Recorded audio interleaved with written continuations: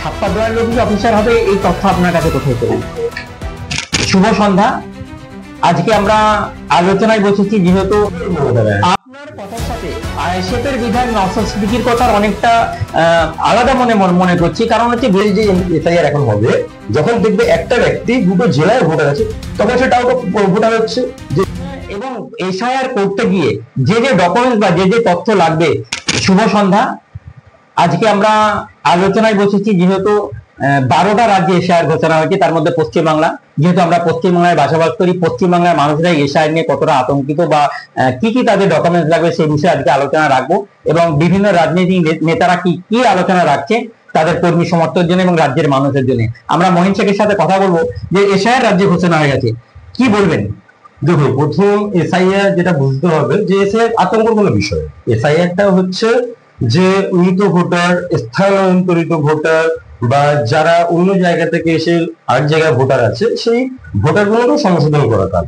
এটা কিন্তু দেশ স্বাধীন হওয়ার পর থেকে আজ পর্যন্ত 13 বার হয়েছে, এবং লাস্ট যেটা হয়েছে 2002 সালে হয়েছে।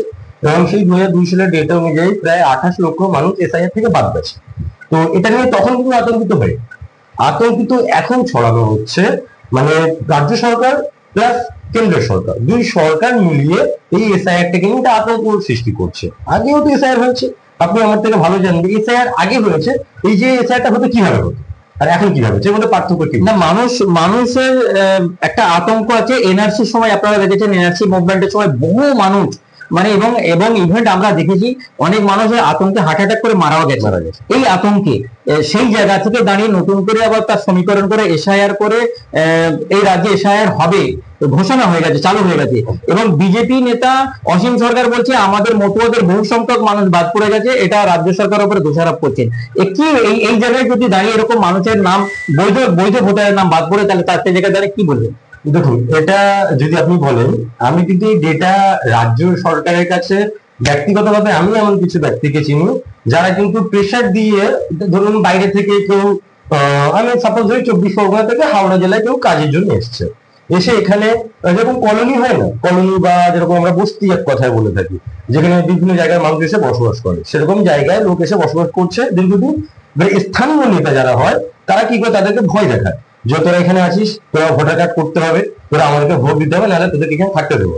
তারা বাধ্য হয়ে এরা ভোটার কার্ড করিয়ে দেয়। কিভাবে করায় না করে আমি জানি না, কিন্তু তারা ভোটার কার্ড করিয়ে দিচ্ছে। এবারে কি হচ্ছে, যখন এরা এখানে এই ভোটার কার্ডটা করাচ্ছে, কিন্তু এদের একটা ভুল হচ্ছে, যখন আমি 24 পরগনার ব্যক্তি, তখন 24 পরগনার ভোটার কার্ডটা কাটছে, ওখানেও ভোটার কার্ড আছে, এখানেও শাসক দল ভোটার কার্ড তৈরি করে দিচ্ছে। তাহলে সেখানে কি হচ্ছে, এই যে এসআইআর এখন হবে, যখন দেখবে একটা ব্যক্তি দুটো জেলায় ভোটার আছে, তখন সে ডাউট ভোটার হচ্ছে। যে এই ডাউট অফ ভোটার, কিন্তু এই যে দায়ীটা পুরোপুরি আমি বলবো রাজ্য সরকারের নিতে হবে। কারণ এই যে ভোটার কার্ড, আপনি কোথা থেকে এসছি না এসছি, বা আমি কি পেশার দিয়ে আপনাকে ভোটার কার্ড করিয়ে দেবেন? এই যে আজকে যে বিওলার বলছে, ডেটা বলছে প্রায় 80 থেকে 86 হাজার যে কর্মী দিচ্ছে এসআইআর জন্য, এই কর্মীগুলো রাজ্য সরকার দিচ্ছে। এই কর্মী কারা? তারাই যারা কিন্তু এই ভোটের সময় ছাপ্পা দেবে, যারা ভোটের সময় ছাপ্পা দেওয়ারও চেষ্টা করে। বিভিন্ন জায়গা থেকে যে লোক আসছে, আসার পরে এই যে ভোটার গুলো করিয়ে দিচ্ছে, আমি বলবো এই পুরোপুরি দায়িত্ব কিন্তু রাজ্য সরকারকে নিতে হবে। কারণ তারা যখন দেখছে যে একটা মানুষ এখানে আসছে, তাকে প্রেশার দিয়ে করা হচ্ছে, তাহলে তার কর্তব্য ছিল, এই যে বিএলআর গুলো, এনাদের কর্তব্য কি ছিল, যারা বাইরে থেকে এসছে ভোটার কার্ড করিয়ে দিচ্ছি, তাদেরকে ভোটার কার্ড আগে ক্যান্সেল করানো।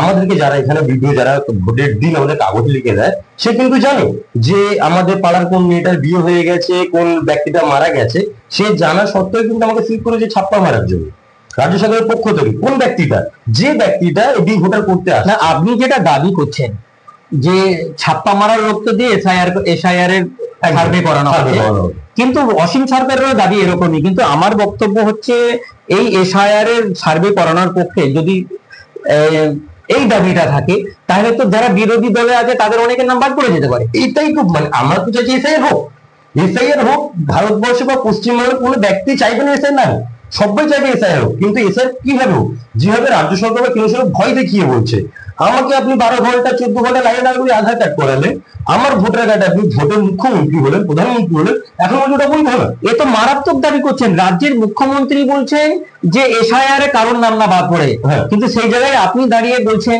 যে এদের যাদেরকে দিয়ে করানো হচ্ছে ছাপ্পা মারা তাদের দ্বারা নাম বাদ পড়ে যাবে, তো মারাত্মক অভিযোগ। অভিযোগ বলতে আপনি দেখুন, আমি আমার ব্যক্তিগত অভিজ্ঞতা, যদি মুখ্যমন্ত্রী এটা নিয়ে কোট অ্যান্ড কোট আমার নামে যদি দাবি করে এবং ব্যক্তি খুঁজে দিতে বলে, আমি দিতে পারবো। কেন, যে ভোটের দিন যে সকালে আমাকে খেজুর তলায় বসে স্লিপ লিখে দিচ্ছে, তাহলে সেই ব্যক্তিটা তো মরা ভোটারও স্লিপ লিখছে। আমার বাবা মারা গেছে সে জানে, তাও সেই নামটা সে স্লিপে লিখে দিচ্ছে। আমার বোনের বিয়ে হয়ে গেছে, অন্য জায়গায় চলে গেছে, তার কর্তব্য কি ছিল যে মহিন তোমার বোন বিয়ে হয়ে গেছে, এখান থেকে ভোটার কার্ডটা কেটে দাও, বা তোমার বোনের ছাপ্পা হচ্ছে, বা তোমার বাবা মাকে ভোটার কার্ড, তাই বলে সেটা জানা সত্ত্বেও আমাকে স্লিপ করে দিচ্ছে। তাহলে কারা করছে? শাসক দল। এটা কিন্তু আমাদের সুযোগ। কিন্তু এই ছাপ্পা মারার সাথে এসআইআর এর নাম্বার দেওয়া মারাত্মক ব্যাপার হয়ে যায়। একদম, এখানে মানুষ আতঙ্কে পড়ে যাচ্ছে। এই অভিযোগ যদি সত্যি সত্যি হয়ে থাকে, অসীম সরকারের যে দাবি করছে, তাহলে সাধারণ মানুষ তো মাথায় হাত পড়ে যাবে। দেখুন, এই যে এসআইআর একদম প্রথম দাবি কে করেছিল? এই মুখ্যমন্ত্রী মমতা ব্যানার্জি, তখন রেলমন্ত্রী, বিজেপি সরকারের রাজ্যপালের মুখে কাগজ ছুঁড়ে মেরেছিল যে আজ মুসলিমদের বলছে আমি পোষণ করবো, এসআই হতে দেবো না। তখন বলেছিল যে বাংলাদেশ থেকে রোহিঙ্গা বা এই যে এই ভাষা রোহিঙ্গা বা বহিরাগত ভাষাটা সর্বপ্রথম কিন্তু মুসলিমদের প্রতি এই মুখ্যমন্ত্রী বলেছিল। কেন বলেছিল? তখন সিপিএম দের ভোট ব্যাংক ছিল এই মমতা ব্যানার্জি। আপনার কথার সাথে আইএসএফের বিধায়ক নওশাদ সিদ্দিকীর কথার অনেকটা আলাদা মনে করছি। কারণ হচ্ছে বিধায়ক নওশাদ সিদ্দিকী দাবি করছেন প্রেস কনফারেন্সের মাধ্যম দিয়ে যে এসআইআর হোক, যারা এসআইআর করতে আসবে তাদের নাম নথি জেনে রেখে, তাদের নাম্বারটা রেখে সঠিক তাদেরকে নজরদারিতে রাখা হোক যে তারা ঠিক ঠিক কাজ করছে কিনা। একদম, আপনি যে বলছেন যে নওশাদ সিদ্দিকী সাহেবের সাথে আমার কথা বিপরীত হচ্ছে, আমার দিক থেকে কিন্তু এক হচ্ছে। কেন, উনি বলছেন যে ডেটা রাখতে। কেন, ওনারা কিন্তু ডাউট হচ্ছে যারা আমাকে এসআইআর বাদ ফেলতে আসছে, নিশ্চয়ই তারা সেই লোকগুলো না ছাপ্পা মারায়। কথাটা দেখুন ঠিক, কিন্তু এক জায়গায় গিয়ে দাঁড়াচ্ছে না। আপনার কথার সাথে নওশাদ সিদ্দিকীর এই কারণে তফাৎ হচ্ছে, আপনি বলছেন বাদ দিতে আসছে, নওশাদ সিদ্দিকী বলছে না তাদের নাম বাদ দেওয়া হোক যাদের দুটো জায়গায় ভোটার নাম আছে। আপনার দাবি হচ্ছে যে আমাদেরকে বিরোধী হিসেবে যে অসীম সরকারের যে দাবি করেছে সেইভাবে বাদ দেওয়া হবে। দুটো কথা কিন্তু আমাকে ভয় হচ্ছে। আমি এটা বিরোধী মুখ, সবাই জানে আমি রাজ্য সরকার বিরোধী করি, কিন্তু যে লোকটা ছাপ্পা দেওয়ার সময় আমার মরা বাবা মরা বোনের বা আমার বিয়েলা বোনের ভোটারটা করিয়ে দিতে পারে, তাহলে সেই ব্যক্তিটাকে আমাকে ডাউট ভোটার করে দিতে পারে না? ছাপ্পা দেওয়ার লোক যে অফিসার হবে, এই তথ্য আপনার কাছে কোথায় পেলেন? রাজ্য সরকার 80,000 বিলর নিয়োগ করছে, 80 থেকে 86,000, কিন্তু এই বিলের কোনো আলাদা কোনো লোক নয় বা অন্য কোনো গ্রহ থেকে আসবে না। সেই শাসক দল দিচ্ছে মানে কোনো বিরোধী দল না, রিক্রুটমেন্ট তো সেই করবে, রিক্রুটমেন্ট তো সেই করবে। কোন লোকগুলো করবে? আমার এলাকায় যদি যেই লোকগুলো ছাপ্পা মারতো আমি দেখবো, আমার তো মনে হয় আমি 100% সেই লোকগুলোই বিএলওর আমার দরজায় আসবে। আমি আপনাকে বলছি, আজ রাজ্য মানুষও দেখুক একদম 90% সেই লোকগুলো, যে লোকগুলো খেজুর তলায় বসে ভোটের দিন সকালে আপনার স্লিপ লিখে দেয়, সেই লোকগুলোই বিএলওর আপনারা আসবে।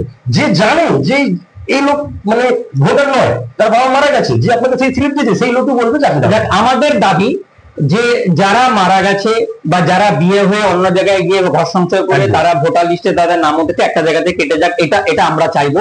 কিন্তু এই বক্তব্য অনুযায়ী আমরা যেটা বুঝতে পারছি যে প্রকৃত যারা ভোটার তাদের নাম না বাদ যায়, সেই জন্য এবং এসআইআর করতে গিয়ে যে ডকুমেন্ট বা যে তথ্য লাগবে সেই তথ্য সম্বন্ধে সাধারণ মানুষকে আমরা বার্তাটা তুলে দিতে চাইবো। কারণ হচ্ছে মানুষ এখন যাদের দু জায়গায় নাম আছে এক জায়গায় বাদ গেলে তাদের কোনো যায় আসে না, কিন্তু যাদের প্রকৃত নাম আছে একটা জায়গায় নাম আছে, যদি তাদের সঠিক তথ্য না থাকে সেখান থেকে যদি নাম বাদ যায়, যা রিভিউ আছে 1 মাস সময় আছে, সেটা তো তারপরেও তাকে যে আতঙ্কের মধ্যে থাকবে, সেই আতঙ্ক থেকে মুক্ত করতে গেলে কি কি ডকুমেন্ট তৈরি করতে হবে আপনি যদি এখনো পর্যন্ত 11টা ডকুমেন্টের কথা বলা হয়েছে। একদম সঠিক ছোট করে যদি বোঝার জন্য বোঝাই, আমি 2002 সালের পরে যাদের ভোটার কার্ডের নাম উঠেছে, ধরুন আমি 2002 সালে ভোটার হইনি, আমি 2002 সালে পরে ভোটার হয়েছি, তাহলে আমার ক্ষেত্রে কি হবে?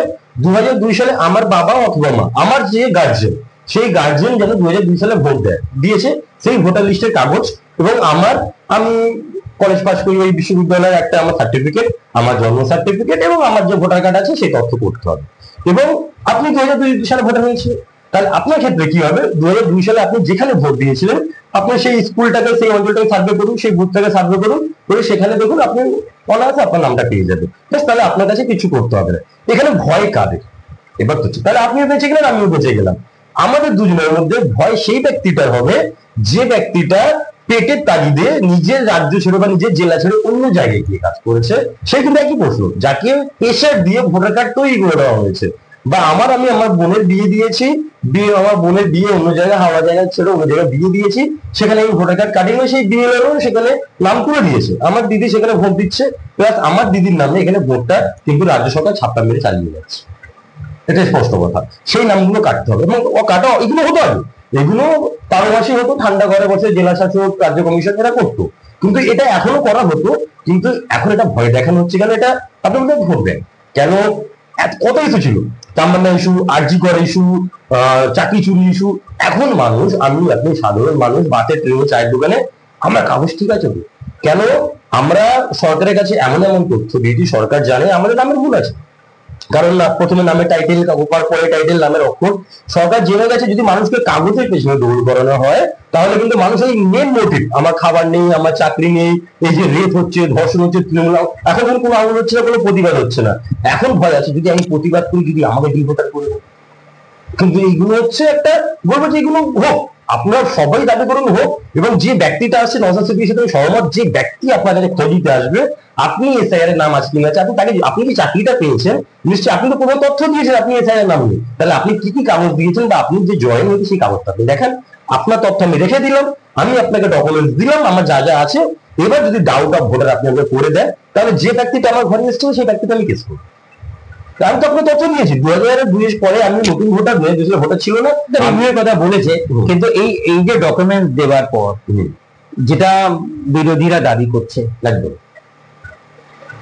ইলেকশনের আগে বলছে, অ্যাকচুয়ালি তারা ভোট ব্যাংকের কথাই বলছে আপনার কথা, কিন্তু সাধারণ মানুষ, প্রত্যেক দলের একটা পকেট ভোট আছে, সেই পকেট ভোটটা নিয়ে ফ্যাক্টর নয়, সাধারণ মানুষের জন্য বার্তা যে তারা এই যে 11টা ডকুমেন্ট জোগাড় করে রেডি করে দেখাতে হবে, সেই জায়গায় তাদের কি অবস্থা হবে। দেখুন, আমি যদি আপনাকে বলি, যদি আমরা পরীক্ষায় বসি, আমরা মোটামুটি 3 মাস 6 মাস 7 মাস আগে থেকে একটা রিভিশন প্রস্তুতি নিই। ঠিক এই যে এসআইআর ঘোষণা 6 মাস আগে ঘোষণা হয়েছিল হবে হবে, তখন আমাদের রাজ্যের মুখ্যমন্ত্রী কি বলেছিল, আমার লাশের উপর দিয়ে হবে বলেছিল। এবারে আমরা সেই শান্তিতে বলেছিলাম, মুখ্যমন্ত্রী বলেছিল লাশের উপর দিয়ে হবে, মুখ্যমন্ত্রী আগে মরবো তারপরে আমরা মরবো, ক্লিয়ার একদম, আমি চুপচাপ বসে আছি। এখন যখন ঘোষণা হয়ে গেল, কিন্তু এখন মুখ্যমন্ত্রী 24 ঘন্টা অতিবাহিত, মুখ্যমন্ত্রী কোনো দেখা নেই। আমি এখন চিন্তা করছি, আজকেই কিন্তু আমি ফেসবুকে দেখলাম একটা লোক আত্মহত্যা করেছে, এবং সেই নিচে লিখে রেখেছে চিঠিতে, আমার আত্মহত্যার কারণ হচ্ছে। আমি আপনাকে এই ভিডিওতে আমি আপনাকে পরিসংখ্যান হিসেবে স্মরণ করে দিতে চাই, 2014 সালে বিজেপির ক্যাম্পেনার ছিল, ওই হনুমান সেজেছিল, হ্যাঁ, আসানসোলে, তিনি এনআরসির জন্য প্রাণ গেছে। এরকম দৃশ্য আমরা অনেক জায়গায় দেখেছি, কিন্তু মুখ্যমন্ত্রী বলেছে কারোর নাম না বাদ যায়, এসআইআর হোক, সবাই দাবি করছে এসআইআর হোক। যারা ডি ভোটার বলতে আমরা সাধারণত যে বার্তা পাচ্ছি যে ওপার বাংলা থেকে বা অন্যান্য দেশ থেকে যারা এখানে এসেছে তাদের জন্য, কিন্তু এখানেও একটা প্রশ্ন থেকেই যাচ্ছে।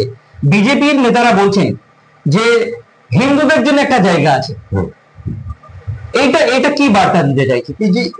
এই জায়গাটা, এই কথাটা শোনা লাগছে না? এনআরসি মনে পড়ছে কি যে হিন্দুরা শরণার্থী হবে, মুসলিমরা বহিরাগত হবে, এসআইআর এর সাথে এনআরসি কথা মিলে যাচ্ছে কেন? এসআইআর তো সংশোধন হচ্ছে, এনআরসি তো সার্টিফিকেট দিচ্ছিল, তাহলে এখানে হিন্দুরা কোথেকে ভালো থাকবে বুঝতে পারছি না কেন। আমি যেটা বলছেন, তাহলে এই যে হিন্দু মুসলিম যে এখানে হচ্ছে, এটা কিন্তু বললাম যে ভোটার কেড়ে নেওয়া হচ্ছে। এখানে মানে বিজেপি বোঝাচ্ছে যে হিন্দুরা ভাই ভালো আছে, কোথেকে ভালো আছে, হিন্দুকেও যে কাগজ দেখাতে হবে, মুসলিমকে সেই কাগজই দেখাতে হবে, তাহলে হিন্দু কাগজটা পাবে কোথেকে, মুসলিম পাবে না কেন? এবার হচ্ছে এই যে মুখ্যমন্ত্রী যে বক্তব্যটা যে লাশের উপর দিয়ে হবে, এর মূল আমি যেটা বুঝতে পারছি, তাহলে যদি মুখ্যমন্ত্রী সেদিন বলতো যে ভাই 11টা ডকুমেন্টস লাগবে, এখন তখন হয়তো মুখ্যমন্ত্রী বলতো যে ভাই 4টে ডকুমেন্টস লাগবে, আপনি এই কাজগুলো করুন, আপনি 2002 সালে ভোটার লিস্ট তুলে রাখুন, আপনি আপনার কাগজপত্র ঠিক করে রাখুন, তাহলে মানুষ কি হতো এতদিন এগুলো ঠিকঠাক করে রাখতো। সেখানে মুখ্যমন্ত্রী কিন্তু এইগুলো বললো না যে আপনি আপনার কাগজ ঠিক করুন, আপনার ডকুমেন্টস ঠিক করুন, বার্তা দিল, তাহলে আমরা রেডি হয়ে থাকতাম যে ডকুমেন্টস ঠিক করে আসবে, একটা ফটোকপি যেটা সই করবো দিয়ে দেবো। মুখ্যমন্ত্রী সেখানে বললো যে ঝাঁটা দুটো নিয়ে রেডি থাকবে, আসলে ঝাঁপিয়ে বলবো আমরা এসআইআর হতে দেবো না, তাহলে আমরা চুপ করে বসেছিলাম। এখন এই 1 মাস সময় বেঁধে দিয়ে বলছে আমাকে কাগজ ঠিক করতে হবে। আমি আমার কথা বলছি, আমার বাবা চাকরি করতো এবং ট্রান্সপোর্ট চাকরি ছিল। 2002 সালে আমার বাবা রিটাইন হয়, টিটাগড় থাকতো। 2003 সালে বাসন্তী 24 পরগনা যায়, ঠিক সেই সময় কিন্তু এসআইআরটা হয়েছিল। 2002 সালে বাবা টিটাগড় থেকে গেছে ব্যারাকপুর লোকসভা, তখন 2002 সালে বাবা ভোট দেয়নি, কেন ট্রান্সফার হয়েছে, চেঞ্জ হচ্ছে। 2003 সালে আমরা যেখানে গেছি 24 পরগনা, সেখানে পঞ্চায়েত ভোট হয়েছে, তখন আমার নতুন, আমাদের ভোটারের নাম উঠেনি। তাহলে 2002 আমার বাবার ভোটারের নাম থাকবে না, 3 নাম থাকবে, তাহলে আমার কি হবে? তাহলে কি আমি কি বাদ যাবো? তাহলে আমার জন্য আগে সময় কি ভেবে রেখেছে? তার জন্য তো ডকুমেন্ট রেডি করতে বলেছে। তাহলে এখন বলছো এই কথাটা যদি আমাকে 1 মাস আগে জানাতো, তাহলে আমি লোকসভা টিতে বলে যেতাম, আমার বাবা যে ফ্যাক্টরিতে কাজ করতো সেখানে গিয়ে খোঁজ খবর নিয়ে আমি ব্যবস্থা করতে পারতাম। এই 1 মাসের মধ্যে খেটে খাওয়া মানুষগুলো কি করে? যার বিস্তারিত আলোচনা হবে, অনেকটাই আলোচনা, যেহেতু এসআইআর রাজ্যে লাগু হয়ে গেছে, সমস্ত এসআইআর এর যে সমস্ত তথ্য, যে সমস্ত বিষয় আসবে, আমরা সেই বিষয় নিয়ে আবার আলোচনায় আসবো। আজকে এই পর্যন্ত রাখছি। আপনারা নির্বিঘ্নে নিশ্চিন্তায় আপনাদের ডকুমেন্ট রেডি করুন এবং যে সমস্ত অফিসার আসবেন তাদের সাথে উপযুক্ত সব ব্যবহার করে আপনাদের পেপার দেখাবেন এবং তাদেরও পেপার দিতে যাবেন, এই বার্তা দিয়ে আজকের এখানেই আমাদের প্রোগ্রাম শেষ করছি। সকলে ভালো থাকবেন, সুস্থ থাকবেন। আতঙ্ক হবেন না, আতঙ্ক ছড়াবেন না, সচেতন হন, মানুষকে সচেতন করুন। সুস্থ থাকবেন, ভালো থাকবেন।